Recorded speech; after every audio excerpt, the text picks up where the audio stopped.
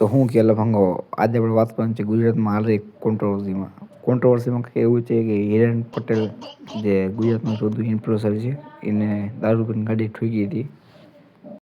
હવે તમે ઓળખી ગયા હો કે હું કેની વાત કરું છું. હિરેન પટેલ જે ઇન્સ્ટાગ્રામમાં કોમેડી વિડીયો બનાવે છે એની વિડીયોમાં કોમેડી એટલી જ મારા વિડીયોમાં ક્વોલિટી અને વિક્રમની ફિલ્મમાં લોજિક. તો હાલમાં ગુજરાતની પબ્લિક બે ભાગમાં બટાઈ ગઈ છે.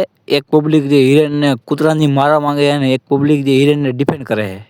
એ બધું સાઈડ મૂકી, આપણું કામ નથી. હિરેનભાઈ જાણે, ગુજરાત પોલીસ જાણે. તમે આ હિરેનભાઈના વિડીયો જો ખાલી.